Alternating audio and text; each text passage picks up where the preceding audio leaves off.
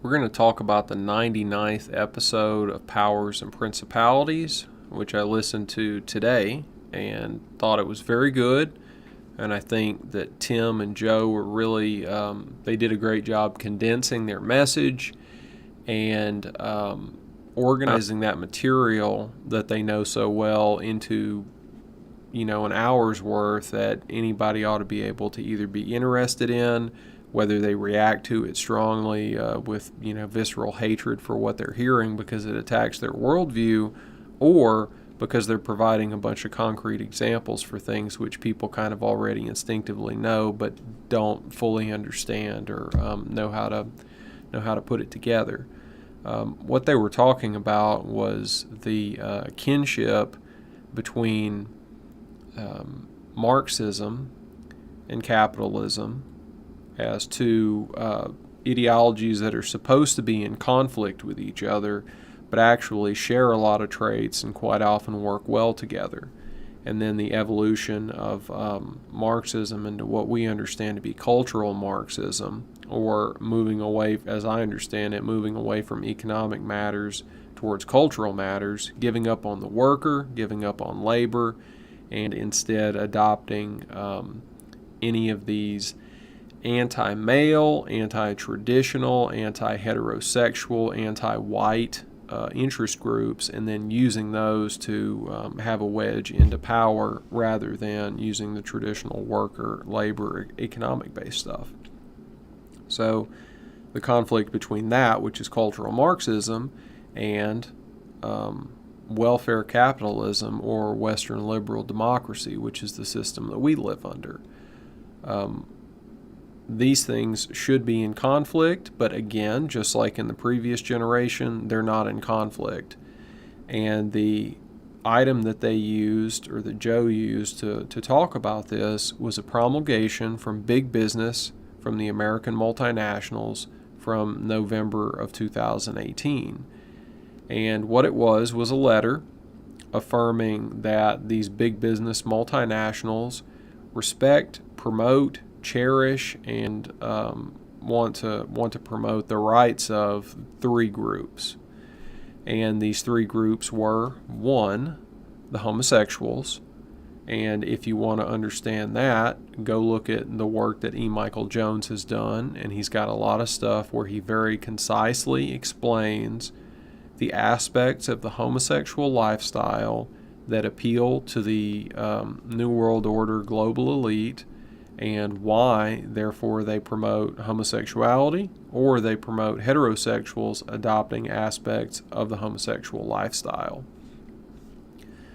The second group, and also, of course, many other people have talked about this stuff that Joe and Tim were talking about in this episode, but in order to not have to read a 300 or 400 page book or, listen to hours and hours of material, you could listen to their podcast for this episode and get everything summed up and very nicely.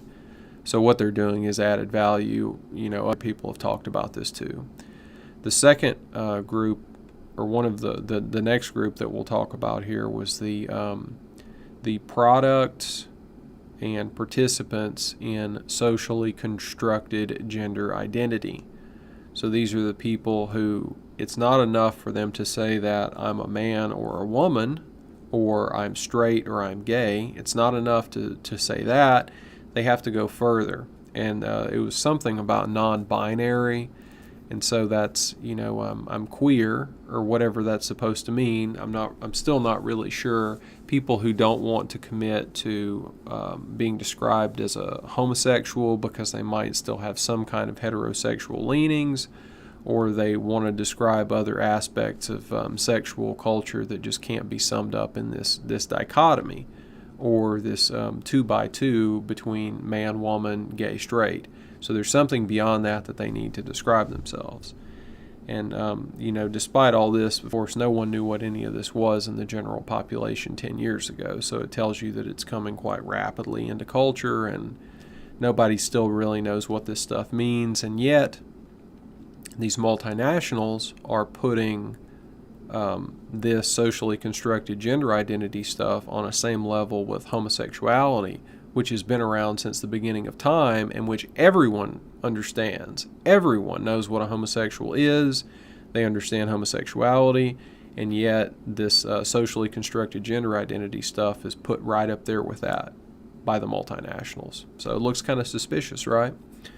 Now the third category is why I'm making this video, and it's specifically what I had a problem with in Tim and Joe's presentation.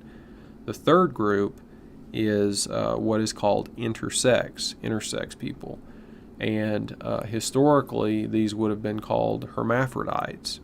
And this, just like homosexuality, goes back all the way to the beginning of time, because every now and then, and from my looking at the epidemiology of it, it's about 3 people out of 1,000 have some kind of, we'll call it hermaphroditic or intersex trait that they're born with, some kind of congenital abnormality, deformity, irregularity. Something's unusual about their chromosomes, their sexual characteristics, their genitals, their sex organs, whatever it happens to be. So this intersex thing is like a residual category that collects all of these irregularities that you would not just be a typical man or woman. You've got something else going on there. And so that sets this apart from the socially constructed gender identity stuff, because these intersex people are born that way. They're born that way, just like the Lady Gaga song, right? And it's really quite pernicious, and all of those people in the elite need to be taken out and whipped for trying to take the intersex people and the intersex issue and use it for their social engineering. Because unlike someone who calls themselves gender queer, or someone who thinks that they need to be called a man instead of the woman that they were born as, or vice versa, the intersex people didn't ask for this. They didn't want this. They were born with it, and it's a difficult, hard life. And you don't get any perks or any benefits from being born intersex. A lot of those people, just by looking at them, you can't tell that they're intersex. But then, of course, they have quite often, what we would think of as problems, because their bodies aren't as they appear, or there may be other problems associated with their long-term health as a result of having these irregularities in their sex organs. So we can all sit around and debate homosexuality and how much of that's biological and how much of it is personal choice and all that kind of thing, and what you can change and what you can't. But I can damn sure tell you that you can't change the intersex stuff in most cases. It's more than just skin deep. And so the elite really want to use the intersex issue. They want to group these people in there with their cronies and the people who unfortunately have suffered at their hands. Talking about the transgender people, those people who drank the Kool-Aid and now they're suffering because they've adopted that transgender stuff as their identity. The elite want to put the intersex in there with them, because the intersex are a concrete example of something that's not either male or female, or completely male or female, and therefore it's a concrete example in a way that the transgenders will never be able to represent. Because as far as the transgenders go, you can always just say, well, that is a man in a dress, or that is a man who has mutilated himself with a medical procedure, whereas the intersex people represent something different than that, because they've always been the way that they are. They were born that way.